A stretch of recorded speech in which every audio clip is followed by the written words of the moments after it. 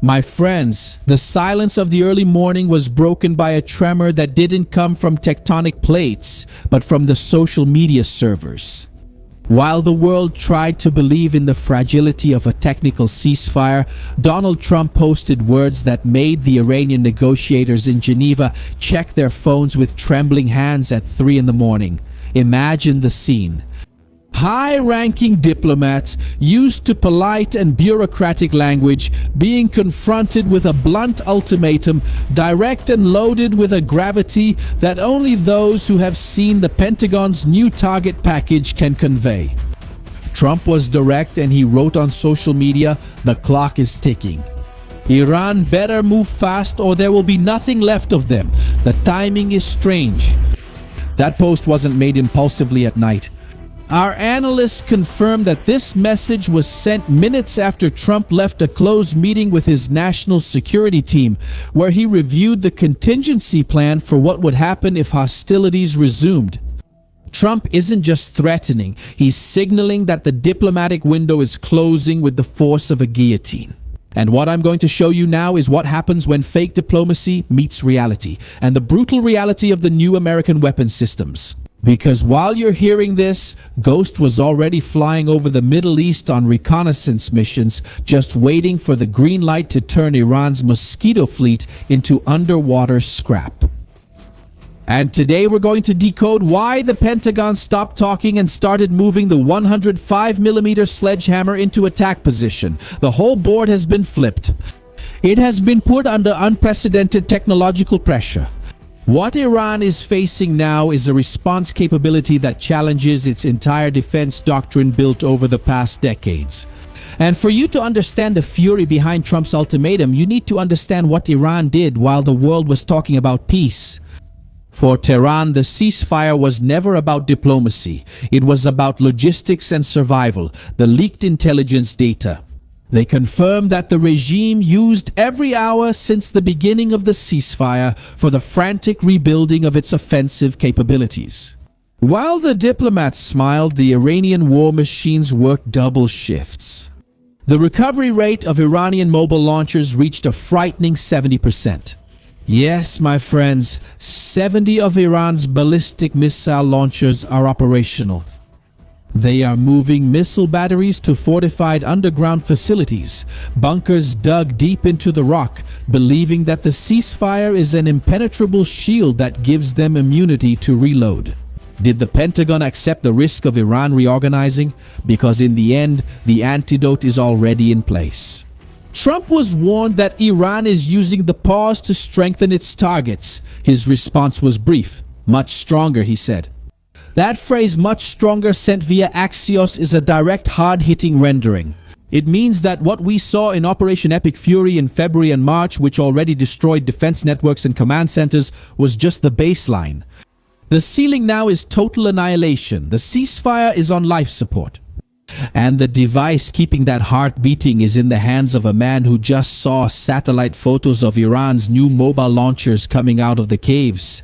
If Iran thinks it can use time to hide, they've underestimated the ability of the new American sensors to see through the diplomatic charade.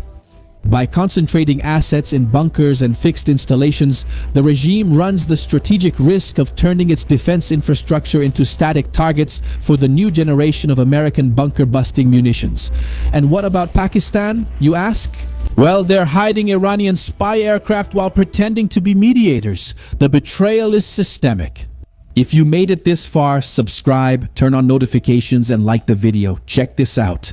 Look at this detail that mainstream media is ignoring, but it decides who wins the war on the ground, the battle for critical minerals. Did you know that the United States is almost totally dependent on China for a mineral called tungsten? Yes, my friends. Without it, there's no armor for the F-35. There are no high-density armor-piercing projectiles, and missile guidance systems simply don't work. The turbine blades of the jets patrolling the Gulf rely on this mineral to withstand the extreme heat. And in practice, my friends, China controls the sting of American weapons. Trump realized that relying on his biggest strategic rival to manufacture the weapons that would be used against him is geopolitical suicide. And many of you ask me, but Shima, why didn't the United States foresee that this would happen? It's true, my friends. The suits at the Pentagon never imagined that one day they would have to face China. But with each passing day, with every new confrontation, with every new missile launched, they've concluded that one day they'll be in direct war against China. But China controls what's most important for building satellites, chips, missiles, and the F-35 fighter jet. And with that in mind, Trump has just signed the Vault Project, a $12 billion plan. Yes, you heard that right. $12 billion to create critical stockpiles and restart domestic production. We're talking about companies like Valt, Strategic, and Manning, which is reopening 3 historic mines in Nevada. While the globalists in American politics were only thinking about the green agenda, electric cars, social welfare, and forgot that their greatest enemy controlled steel. Another $30 billion was announced to ensure that the defense supply chain doesn't have an off switch controlled by Beijing. The message to Xi Jinping and Tehran is clear: the United States is decoupling. By securing tungsten on American soil and here in the Americas, and that's where Brazil comes in, right? Yes, my friends, Brazil has become one of the most important places for the United States. Washington is removing the last diplomatic restraint that was preventing a full military action. Without dependence on China, the Pentagon has a free hand to use all its kinetic force in the Middle East without fear of a mineral embargo. The American war economy is starting to turn again, and it is hungry for autonomy. The Vault Project is the declaration of independence for the American arsenal. And this should leave Iran in absolute panic. Washington's move signals that the logistical bottleneck that previously limited prolonged action is being removed. Trump is in practice preparing the arsenal for sustained combat that Tehran may not have anticipated in its attrition calculations. Now let's talk about the anatomy of the beast that is terrifying the Iranian generals. This is the Pentagon's programmed message if negotiations collapse: the AC-130J GHOSTRIDER. This is not an ordinary plane, it's a precision destruction machine that Iran has learned to fear. Recently, we saw clear signs of its use in Nigeria, where ISIS's number 2 was eliminated with surgical precision. That was a dress rehearsal, the field test for what's to come in the Strait of Hormuz.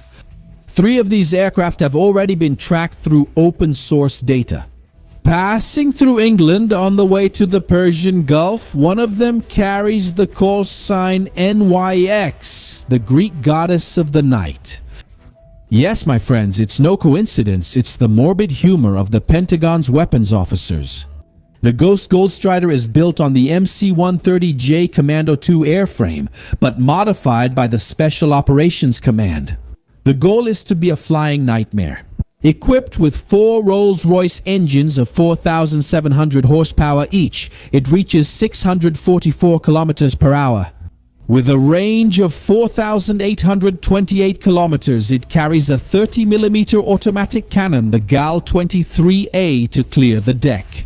But what really makes the Iranian system tremble is the 105mm M102 howitzer mounted on the side of the aircraft. My friends, pay attention to the physics of this. When this cannon fires a 15-kilogram projectile, the recoil is so violent that it moves the entire aircraft almost a meter to the right in mid-flight. It's a piece of heavy artillery flying at an altitude of 6 kilometers. And there's more. The packet sensor, the MX-20H and MX-25 systems allow the crew to identify the heat from a cigarette in the hands of an Iranian pirate. In total darkness kilometers away at a service ceiling of 8 kilometers high. The GHOSTRIDER uses a tactic called a pylon turn, where it circles the target at a constant angle, maintaining uninterrupted and devastating fire on the fixed point. For Iran's Mosquito fleet, those hundreds of fast boats trying to extort the Strait of Hormuz or Jormuz, AC-130J. It's the perfect predator. It can hover over the area for hours, playing a game of whack-a-mole where every boat that pops out of hiding ceases to exist in seconds. This isn't a battle, it's technical extermination. While the Ghost hovered over the Gulf, the real world kept giving signs of maximum alert.